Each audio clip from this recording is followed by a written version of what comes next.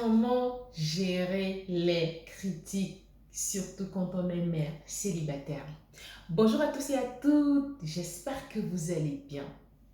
Je suis Nelly Kambou, coach en relations amoureuses. J'accompagne les mères célibataires, actives et indépendantes, prêtes à rencontrer le partenaire idéal afin de créer une relation de couple pérenne, enrichissante et épanouissante, tout en préservant leur relation avec leurs enfants. Aujourd'hui, je vais échanger avec vous sur comment gérer les critiques au quotidien quand on est maman solo.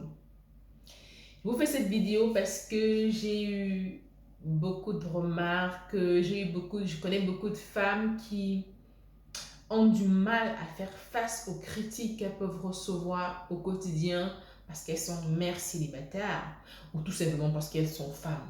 Alors, je vais vous faire un résumé de mes astuces que j'utilise au quotidien pour pouvoir gérer les critiques.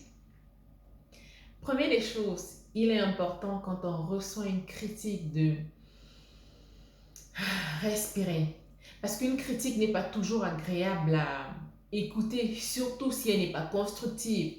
Généralement, une critique destructive est difficile à encaisser. Ça porte atteinte à notre ego. Ça peut faire descendre notre estime de nous. Ça nous amène inconsciemment à nous dévaloriser.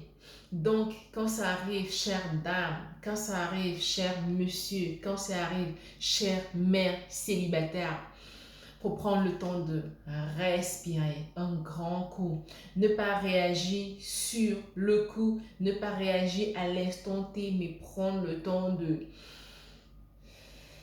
de respirer afin d'analyser la situation pour plus tard. Ensuite, quand cela est fait, il faut s'en tenir au fait. Si c'est une critique qui arrive régulièrement, qui est fréquente et tout, il faut se poser la question. Parce que si une, deux, trois personnes nous font la même critique, c'est que peut-être qu'il y a un problème quelque part. Peut-être qu'il faut que vous réfléchissiez vraiment à la critique en réel.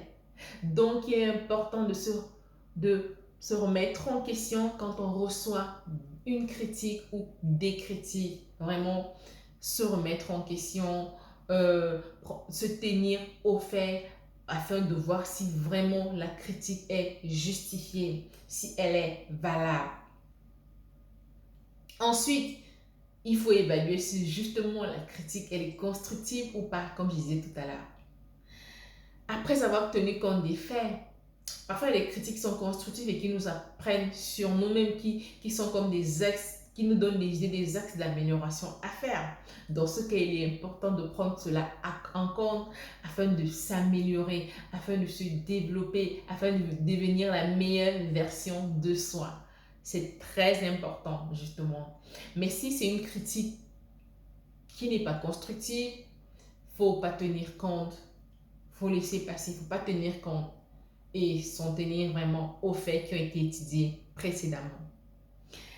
Une autre chose, c'est important à savoir quand on fait face aux critiques, c'est ne pas chercher à plaire à tout le monde. Vous savez, on est tous différents, le monde est fait de différentes personnes, on n'a pas tous les mêmes affects, on n'a pas tous les mêmes contextes de vie, on n'a pas tous les mêmes croyances, on n'a pas tous ou toutes la même manière de voir les choses.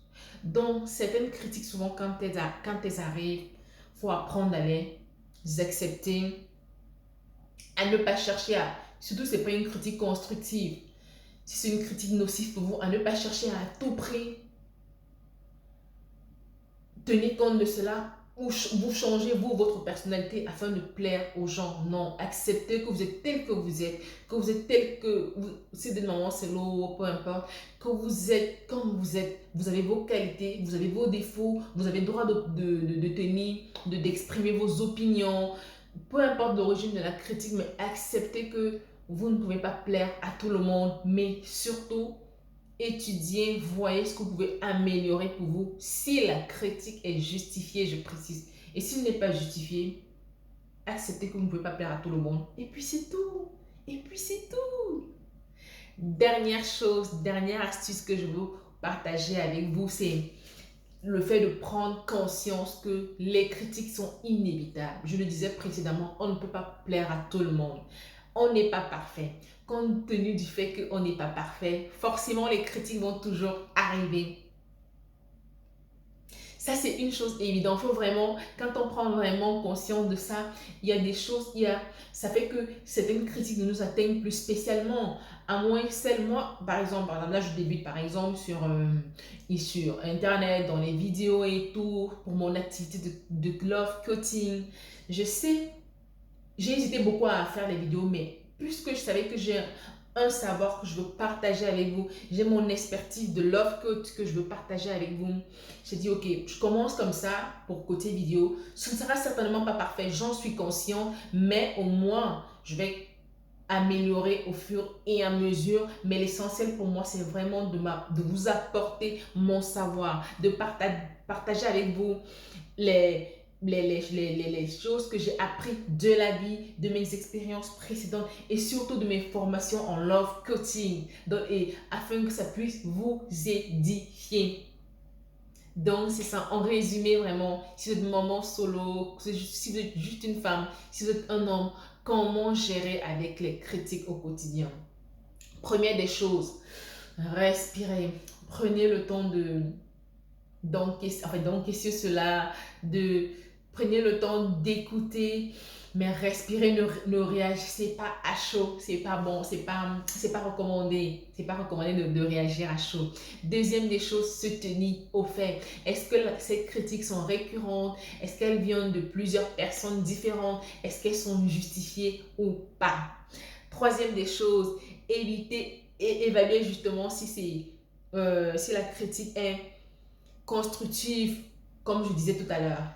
Éviter de plaire à tout le monde. C'est impossible de plaire à tout le monde. Ce qui est parfait pour moi ne l'est pas forcément pour l'un. Ainsi de suite. Éviter de plaire à tout le monde. Répondre si nécessaire. Si ce n'est pas nécessaire de répondre, vous laissez. Si pour vous estimez que c'est nécessaire de répondre, vous le faites. Si ce n'est pas le cas, laissez tomber. Enfin, prendre conscience. Prendre conscience qu'on sera toujours critiqué, quoi que nous fassions. Parce que je le dis, nous sommes tous différents, je le redis. Nous n'avons pas tous les mêmes manières de voir les choses. Donc, par exemple, en tant que les mamans célibataires, il y en a qui considèrent que la maman célibataire, c'est une maman qui a des valeurs. C'est une maman qu'elle ait commis des erreurs ou pas, elle mérite le respect, elle mérite la considération. Mais il y en a qui trouvent que la maman célibataire, elle est moins que rien et tout. Donc, quand vous êtes maman solo, ne tenez pas compte des critiques qui ne sont pas constructives. Ne tenez pas compte des critiques qui ne sont pas justifiées. En tenez-vous au fait. Vous seul connaissez votre histoire. Vous seul savez pourquoi vous êtes maman célibataire, par exemple. Donc, c'était ça mon partage du jour. Si la vidéo vous a plu, n'hésitez pas à la liker, à la partager afin d'aider plusieurs personnes. Dites-moi en commentaire comment vous faites pour gérer vos critiques au quotidien. Je me ferai un plaisir de les lire afin d'échanger avec vous au besoin et apprenez à faire avec les critiques au quotidien. Et voilà, portez-vous très bien, plein d'amour, plein de love. Je vous souhaite plein de bonnes choses et je vous dis à très bientôt pour une prochaine vidéo. Bye bye!